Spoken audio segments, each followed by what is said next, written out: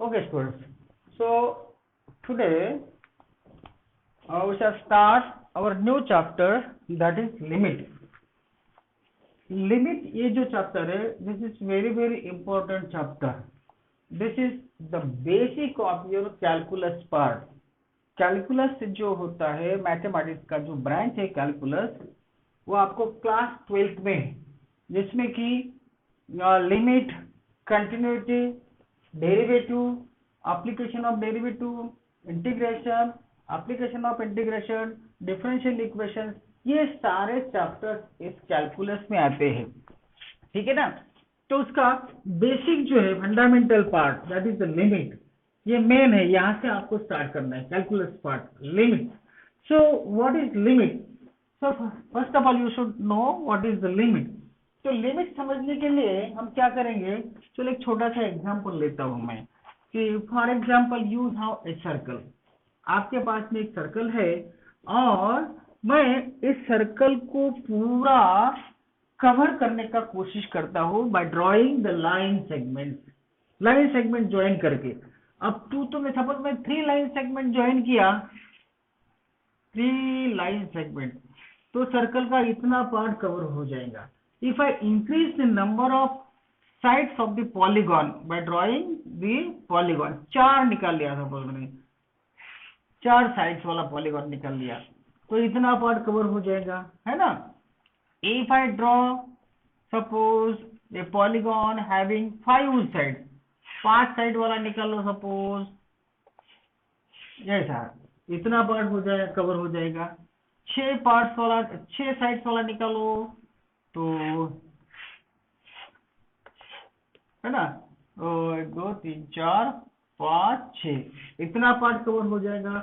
और आप जैसे जैसे आप नंबर ऑफ साइड्स बढ़ाते जाओगे, सपोज मेनी 1 2 3 4 5 6 7 8 9 10 11 12 13 14 15 16 17 18 19 20, ऐसे साइड ले लेते, ये साइड, ये साइड, ये साइड, ये साइड, ऐसे ऐसे साइड्स आपने इतने साइड्स ले ली है, तो और मैक्सिमम एरिया कवर हो जाएगा, है ना।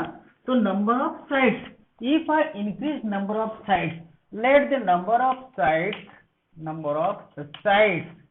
मैं सपोज कैपिटल N से डिनोट करता हूं, तो एरिया जो है वो आपका इंक्रीज हो जाएगा, एरिया इंक्रीज हो जाएगा। या जो फिगर है आपकी, वो फिगर, वो अभी देखो ये N अगर इंफिनिटी की तरफ जाता है, if number of sides increasing up to infinity, maximum number of sides draw करने का कोशिश किया, तो वेरी क्लोज पॉइंट्स आ जाएंगे, उस पॉइंट्स को ज्वाइन करने वाले।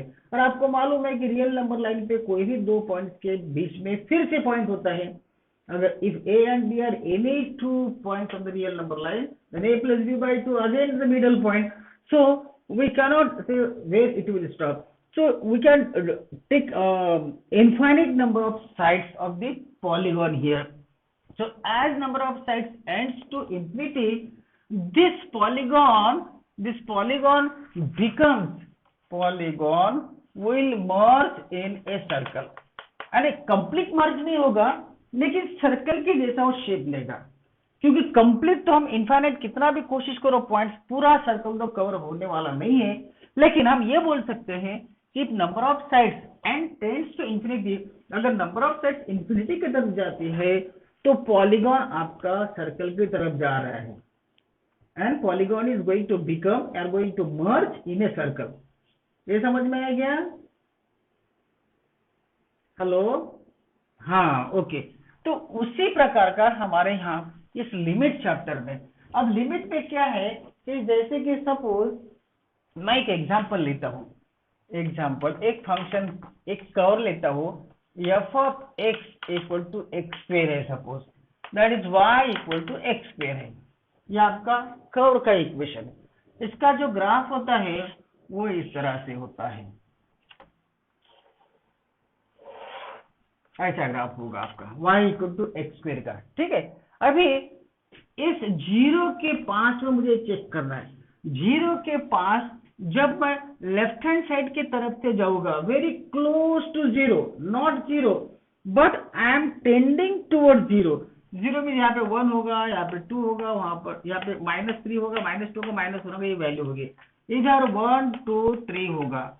अभी मैं x कोऑर्डिनेट जो है वेरी क्लोज टू 0 लेके जा रहा हूँ। I am approaching the values of x from left hand side towards 0, 0 की तरफ। x कोऑर्डिनेट यहाँ पे जैसे -3 ये है, -2 ये है, -1 ये है, फिर ऐसे ऐसे ऐसे वेरी क्लोज टू जा रहा हूं मैं। तो फंक्शन की value f of x equal to x square की वैल्यू कहाँ जाती है? तो मैं अगर लेफ्ट हैंड साइड से अप्रोच करता हूं, लेफ्ट हैंड साइड से अप्रोच करता हूं मैं, तो सपोज ये मेरे पास में ये x है और फिर ये f ऑफ x का वैल्यू है, f ऑफ x का। नाउ सपोज मैं अगर यहाँ पर -0.5 लेता हूं, -0.5 यहाँ पर होगा, -0. यहाँ से ऐसे क्लोज टू 0 की तरफ जाता हूं मैं, तो f ऑफ x का आंसर जो होगा 0.25 होगा, है ना। y कोऑर्डिनेट तो पॉजिटिव रहेगा यहाँ पे, y कोऑर्डिनेट क्योंकि स्क्वायर है यहाँ पे। f ऑफ x क्या है? x स्क्वायर, तो x स्क्वायर की ये वैल्यू है। अगर -0.4 लेता हूं मैं, तो ये क्या होगा? 0.16 होगा। -0.3 लेता हूं मैं, तो यह होगा 0.09 होगा। -0.2 लेता हूं मैं, तो ये 0.04 होगा। -0.1 लेता हूं मैं, तो 0.01 होगा। -0.01 लेता हूं मैं, वेरी क्लोज टू 0, तो ये आपका होगा 0.001 हो जाएगा, है ना। इस तरह से जब मैं वेरी क्लोज टू 0 की तरफ जा रहा हूं लेफ्ट हैंड साइड से, यहां से इधर जा रहा हूं मैं, जब when the value of the x approaches towards 0 from left hand side, तो f of x का आंसर देखो कहां पे जाए, वेरी वेरी वेरी क्लोज 0 0, अरे 0 की तरफ जा रहा है। वो छोटा छोटा छोटा छोटा छोटा छोटा हो रहा है, वो 0 की तरफ जाएगा। तो इसका मतलब हम कहेंगे कि when x approaches from left hand side towards 0, then value of the function going to become 0, not 0, लेकिन approaches towards 0, फंक्शन की वैल्यू 0 की तरफ जाती है ना, एग्जैक्टली नॉट 0, वो 0 की तरफ। जैसे हमने सर्कल का देखा है, वो कंप्लीट रेगुलर, वो जो पॉलीगॉन था वो पॉलीगॉन वो आपका सर्कल नहीं बनने जा रहा है, लेकिन it is going to merge a circle, circle की तरफ जा रहा है। वैसे ही जब मैं x की वैल्यू 0 की तरफ लेके जा रहा हूं, तो फंक्शन की वैल्यू भी 0 की तरफ जा रही है। राइट हैंड साइड से देखो, राइट हैंड साइड से वही होगा, x और f ऑफ x लेता हूं मैं, यहाँ पे 0.5 लिया तो 0.25 आएगा, 0.4 ले लो इधर से राइट हैंड साइड से, क्लोज जाओ 0 की तरफ, तो 0.16 होगा। 0.3 ले लो 0.09 होगा, 0.2 ले लो 0.04 होगा, 0.1 ले लो 0.01 होगा, 0.01 ले लो 0.01 होगा। तो इस तरह से फंक्शन की value very very shorter and shorter, very close towards 0, 0 के तरफ छोटी छोटी हो रही है। वो भी जैसे हम x राइट हैंड साइड से अप्रोच करते हैं, तो फंक्शन का आंसर वो भी जब हम 0 की तरफ जाते हैं, तो ये भी वेरी वेरी क्लोज टू 0 जा रहा है, ये आंसर भी 0 की तरफ जा रहा है। तो इसी को कहते हैं left hand limit. Left hand limit means जब x की वैल्यू लेफ्ट हैंड साइड से अप्रोच करती है उस पॉइंट की तरफ, तो फंक्शन की जो वैल्यू होगी that will be called as left hand limit, उसको लेफ्ट हैंड लिमिट। जब x आपका अप्रोच होगा राइट हैंड साइड से, तो उसको कहेंगे हम right hand limit. So left hand limit और राइट हैंड लिमिट। अभी यहाँ पर लेफ्ट हैंड लिमिट और राइट हैंड लिमिट उस पॉइंट के वेरी क्लोज, अगर ये दोनों इक्वल आते हैं, तो हम कह सकते हैं कि लिमिट एग्जिस्ट होता है, अदरवाइज नॉट। जैसे कि सपोज ये आपकी एक कर्व है, यहाँ पे x इक्वल टू 2 पॉइंट है, और ये एक कर्व है, यहाँ पे ये जुड़ गई है दोनों एक दूसरे को। तो यहाँ 2 के पास में इधर से मैं वेरी वेरी क्लोज टू आ गया, तो ये भी 2 वैल्यू, ये जो वैल्यू बनेगी, सपोज ये 3 है, मान लेते हैं 1 2, ये 3 है, 3 बनने जा रही है। लेफ्ट हैंड साइड से जब मैं 2 की तरफ आ रहा हूँ ऐसे ऐसे ऐसे, तो ये भी 2 बनने जा रही है। इसका ये वैल्यू 3 बनने जा रही है, इसका मतलब यहाँ पर आपका लिमिट एग्जिस्ट होगा।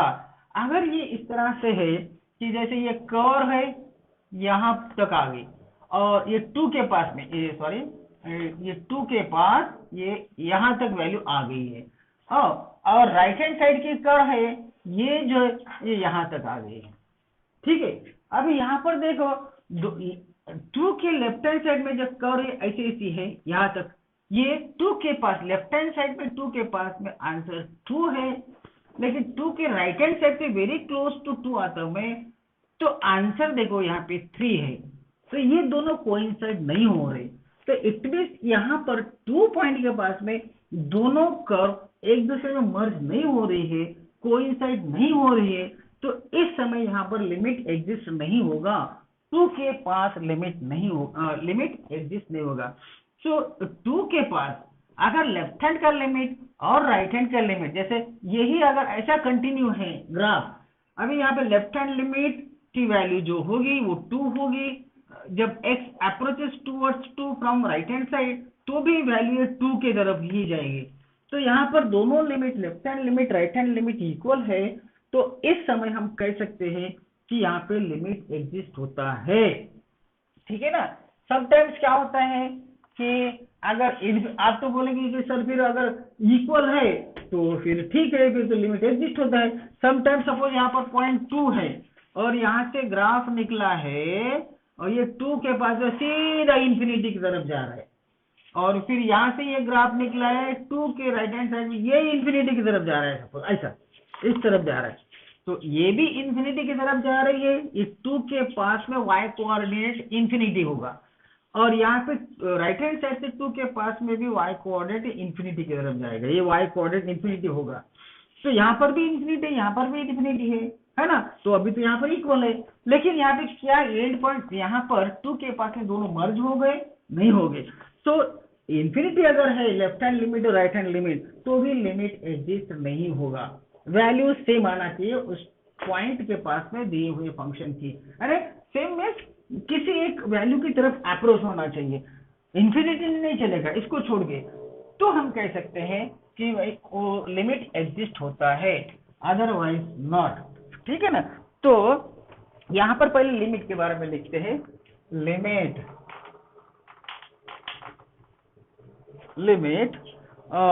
Consider the function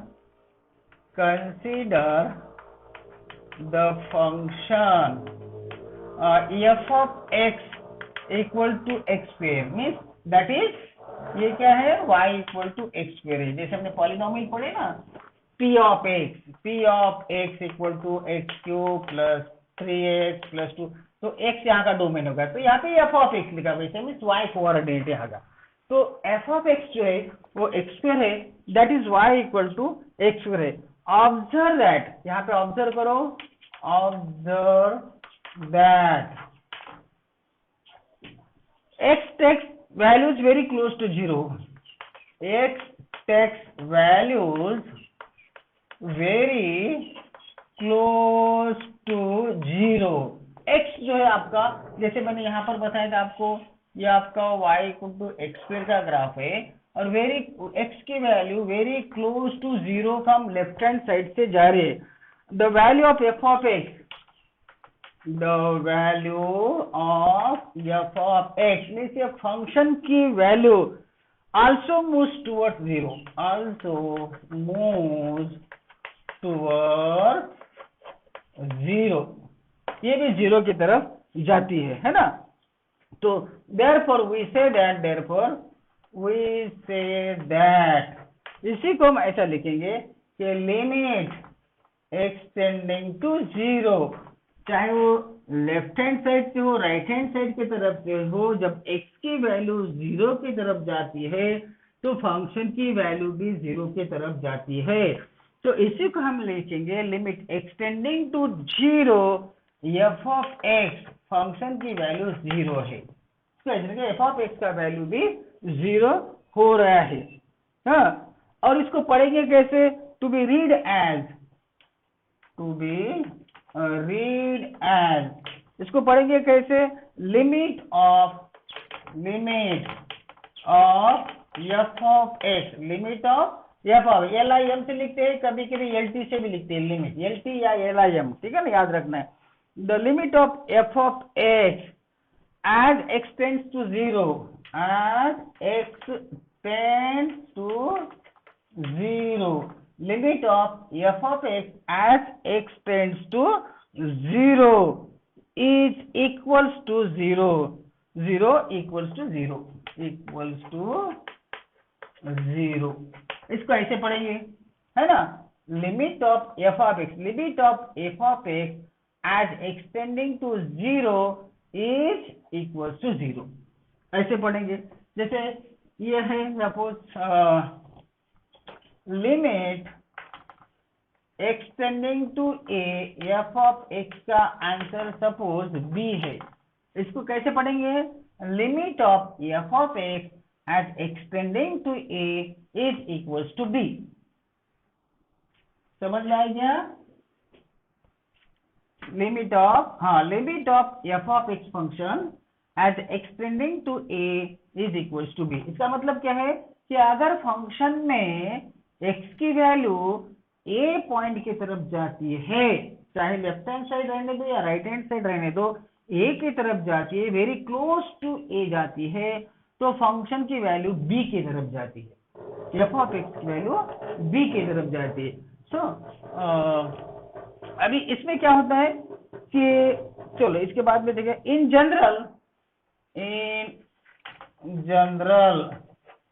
general as x tending to a, as x tends to a, tending to a बोलो या एक्स टेंड्स टू ए बोलो, f of x tends to L, then L, suppose ऐसा है, limit extending to a, f of x का answer L है suppose, in general as x tending to a, f of x tends to L, f of x की value L बनने जा रही है, then L is called, इस L को क्या है का limit of the function, limit of the function f of x, इस एल को कहेंगे limit of the function f of x, which is symbolically written as, ये इस तरह से, इसको हम इस तरह से लिखेंगे। अगर एक्सटेंडिंग टू ए है, f of x tending to L है, सिंबॉलिकली उसको लिखेंगे limit of f of x as x tending to a is equals to L होता है, ठीक है ना। अभी इसमें आपको ये देखना है कि जैसे कि एक्सटेंडिंग टू ए है, ठीक है ना, और f of x tending to L है सपोज, ओके, यहाँ पर ये फंक्शन की वैल्यू लिमिट एग्जिस्ट तभी करेगा जब limit extending to a from left hand side, ऐसा लिखेंगे, एफ ऑफ एक्स का आंसर भी एल होना चाहिए और limit extending to a from right hand side, f of x का आंसर भी एल ही होना चाहिए। एल होना चाहिए मीन्स एल की तरफ जाना चाहिए, एल को अप्रोच करना चाहिए, इस फंक्शन की वैल्यू ने एल की तरफ जाना है। राइट हैंड साइड से भी जब हम यहाँ पर सपोज पॉइंट ए है, लेफ्ट हैंड साइड से हम जा रहे हैं ए की तरफ, तो फंक्शन की वैल्यू एल की तरफ जाती है, और लेफ्ट हैंड साइड से जा रहे हैं, तो अगर राइट हैंड साइड से हम अप्रोच कर रहे हैं ए की तरफ, मीन्स ए प्लस लिखना है, x tending to a from right hand side, ये प्लस माइनस नहीं है, this symbol indicates from left hand side, plus indicates from right hand side. So when extending to a from right hand side, f of x की value L की तरफ जाती है, यहाँ पर भी एल की तरफ जाती है, यहाँ पर भी अगर एल की तरफ जाती है, तो अब ये कह सकते हैं कि यहाँ पे लिमिट एग्जिस्ट होता है, लिमिट एग्जिस्ट होता है, अदरवाइज नो। देखो the limit of the function exist होता है if and only if limit extending to a from left hand side f of x, this should be equals to limit extending to a from right hand side f of x. ये जो दोनों values है ये equal and finite होना चाहिए, equal and finite होना चाहिए। ये वैल्यू अगर इक्वल और फाइनाइट आती है तो ही हम कह सकते हैं कि दिए हुए फंक्शन का लिमिट एग्जिस्ट होता है, नहीं तो नहीं होता है। फाइनाइट भी जैसे हमने एक इसके पहले देखा है कि भाई एक इनफाइनाइट की तरफ जा रही है और दूसरी भी इनफिनिटी की तरफ जा रही है। अगर इन्फिनिटी की तरफ दोनों जाती है, इन्फिनिटी की तरफ जाती है तो वहां पर लिमिट एग्जिस्ट नहीं होगा, फाइनाइट वैल्यूज होना चाहिए। Left hand limit right hand limit का आंसर जो है वो फाइनाइट होना चाहिए, इक्वल होना चाहिए।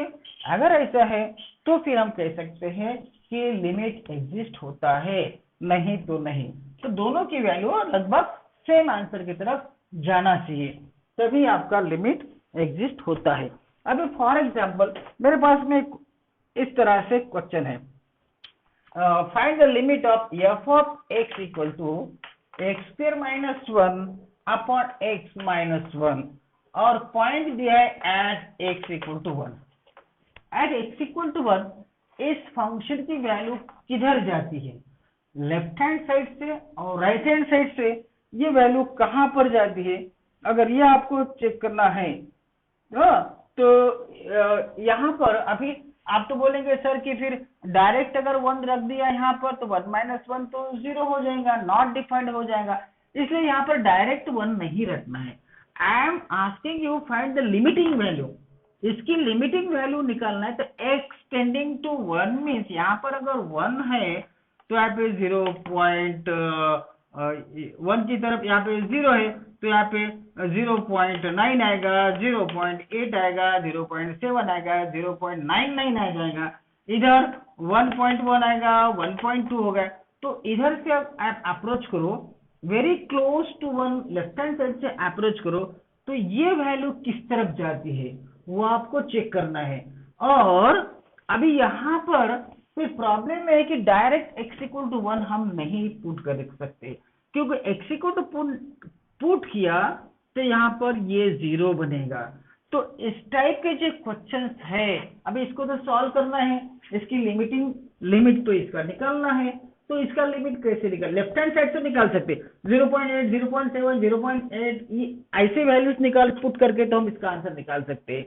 इधर भी 1.1, 1.2, 1.1, 1.11, 1.001 ऐसे राइट हैंड साइड से जाने के बाद में भी इसका आंसर निकलेगा, लेकिन एग्जैक्टली 1 के पास में इसको सॉल्व नहीं कर सकते। तो इस टाइप के क्वेश्चन कैसे सॉल्व करेंगे, तो इसके कुछ मेथड्स है, इसके कुछ मेथड्स आते हैं।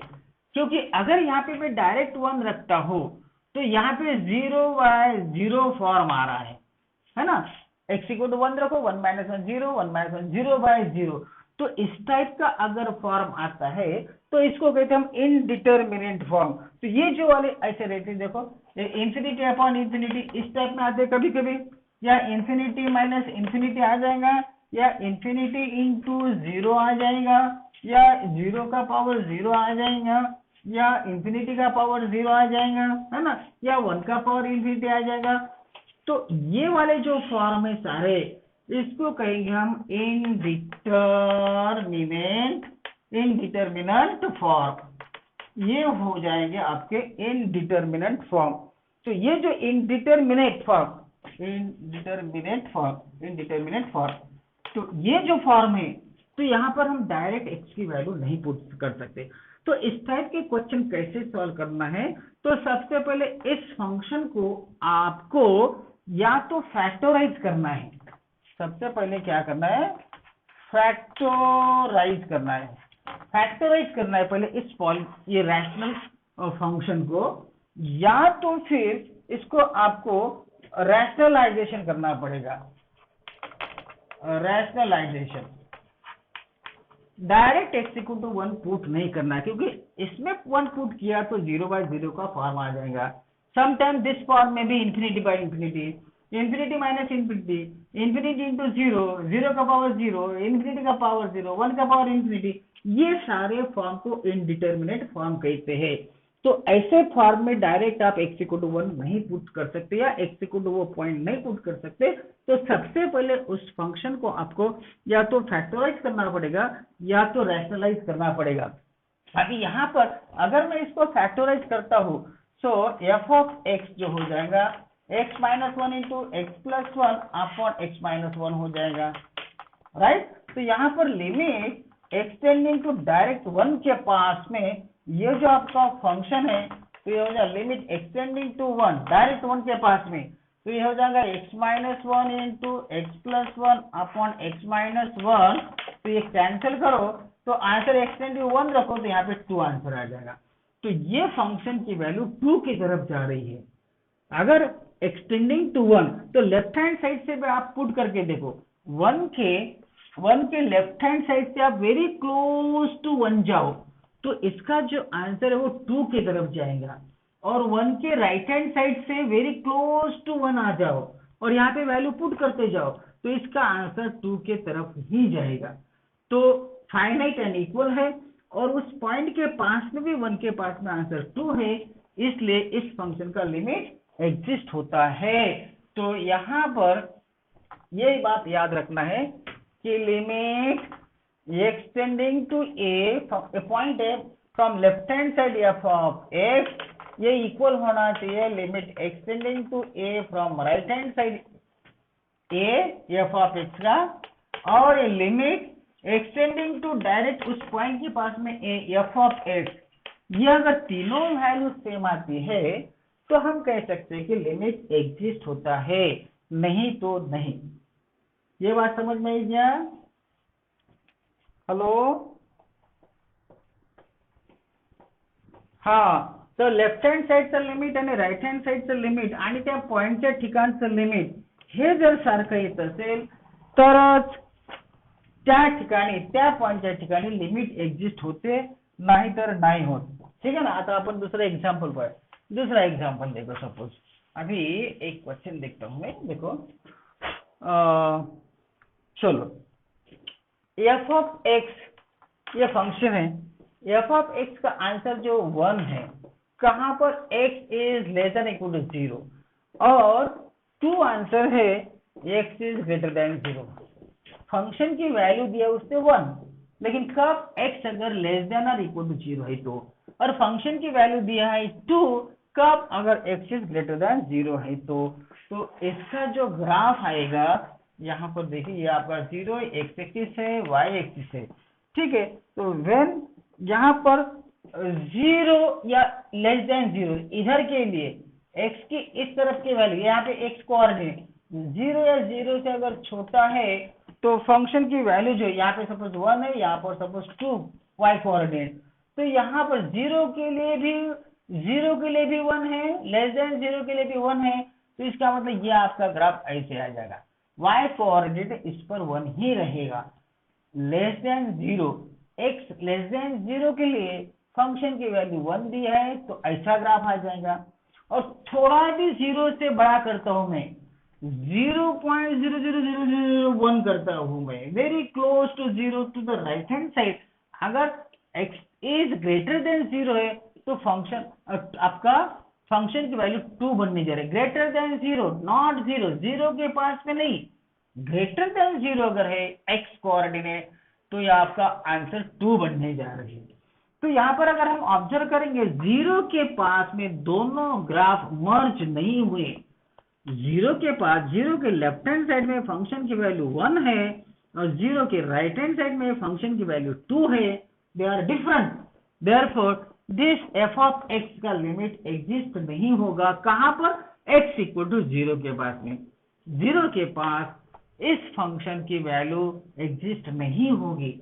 जंपिंग करते हैं, ग्राफ कंटिन्यूअस नहीं है, ग्राफ यहां से यहां जंप कर रहा है, तो दोनों पॉइंट्स मर्ज नहीं हो रहे हैं, है ना, कोइंसाइड नहीं हो रहे, जंपिंग हो रहा है, इसलिए पॉइंट 0 के पास में लेफ्ट हैंड साइड का आंसर 1 आता है, greater than 0 right hand side में फंक्शन की वैल्यू 2 आती है, इसलिए ये डिफरेंट है। यहाँ पे देखो limit extending to 0 from left hand side f of x का answer this is not equals to limit extending to 0 from right hand side f of x, ये दोनों इक्वल नहीं है, therefore limit does not exist कहां पर, eight x equal to 0 के पास में। एक्स इक्वल टू 0 के पास देखो इधर का ग्राफ और इधर का ग्राफ मर्ज नहीं हो रहा है, यहाँ से उठा के यहाँ पे जंपिंग हो रहा है। सो एक्स इक्वल टू 0 के पास में दिस फंक्शन की वैल्यू, लिमिट की वैल्यू डज नॉट एग्जिस्ट नहीं होती है, ठीक है ना। और दूसरा क्वेश्चन इसमें ये लो, थोड़ा लिख लो, limit extending to a from left hand side f of x, किसी भी फंक्शन की value x tending to a point के पास में लेफ्ट हैंड साइड में is the expected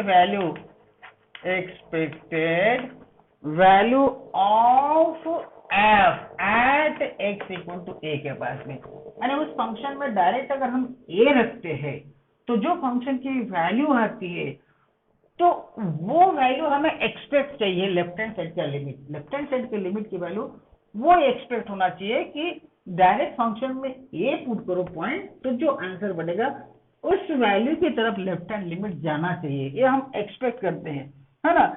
of at x equal to a given the values of f nearer to, given the values of f near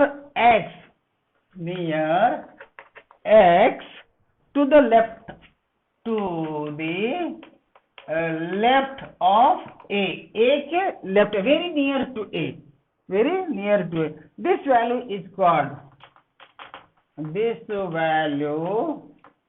वो function की जो value आ जाएंगे left hand limit लेके, is called the left hand limit of a, is called the left hand limit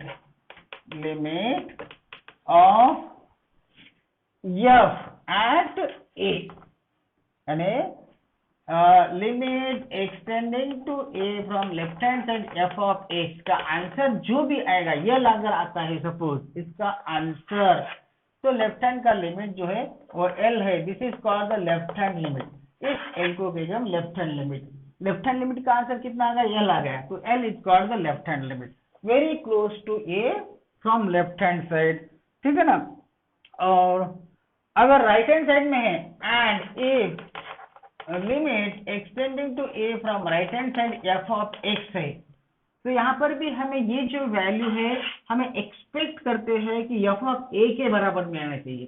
function में ये put करने के बाद में जो आंसर आएगा उस वैल्यू की तरफ ही ये जाना चाहिए, और ये जिस वैल्यू को अप्रोच करेगा उस वैल्यू को कहेंगे हम right hand limit. So left hand limit और राइट हैंड लिमिट, है ना, इस तरह से। अभी यहाँ पर एक क्वेश्चन देखते हैं, जैसे कि दूसरा,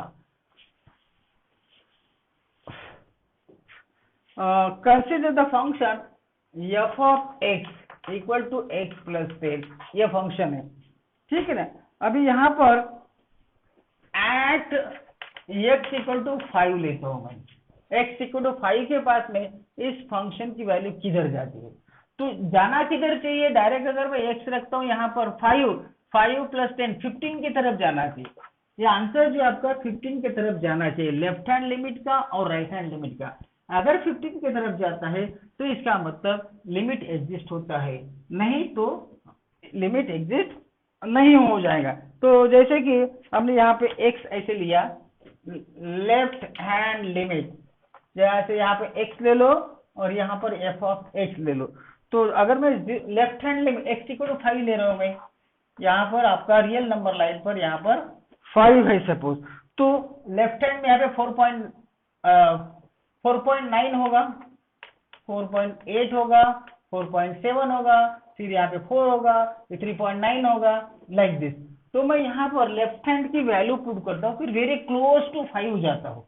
तो सबसे पहले 4.9 रखते हैं, उसके बाद में 4.95 रखो, 4.99 रखो, है ना, ये लेफ्ट हैंड की तरफ। तो देखो ये जो आंसर है 4.9 रखो, इसमें 4.9 प्लस 10 तो ये हो जाएगा 14.9, है ना 14.9, ये होगा 14.95, 14.95 आ जाएगा, ऐड करो, ये हो जाएगा 14.99, 14.99 मीन्स वो 15 की तरफ जा रहा है।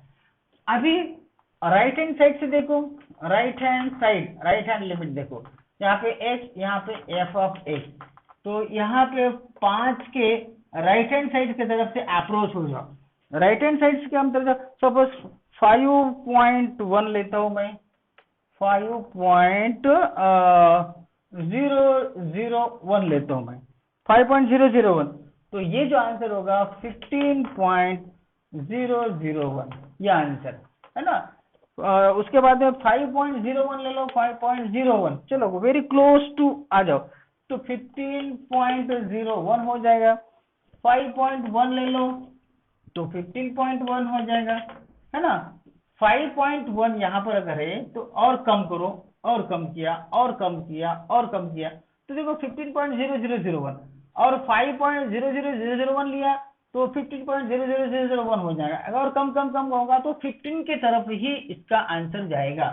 तो इसका मतलब x इक्वल टू 5 के पास लेफ्ट हैंड लिमिट और राइट हैंड लिमिट सेम आता है, मीन्स फंक्शन की वैल्यू 15 की तरफ जाती है, तो यहाँ पर ये लिमिट एग्जिस्ट होगा, नहीं तो नहीं होगा। सीधा लिखना है कि लिमिट डज नॉट एग्जिस्ट, ठीक है ना। अभी एक आधा क्वेश्चन देखते हैं, चलो जस्ट देखो, यहाँ पर देखो, इवैल्यूएट the following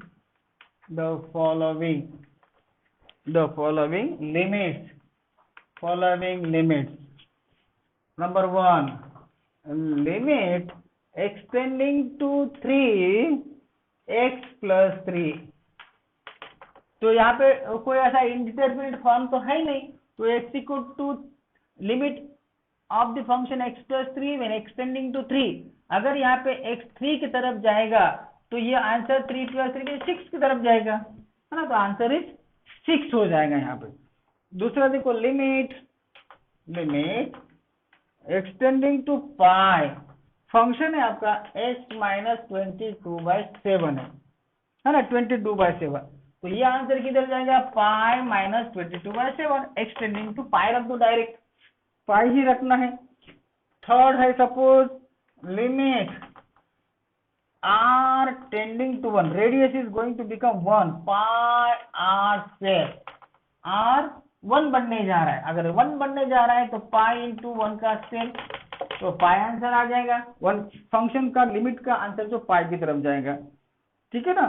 तो इस तरह से बाकी और जो इसका अलजेब्रा ऑफ लिमिट्स है वो हम कल देखेंगे, हाँ, how to solve this examples. Okay, shall we stop here.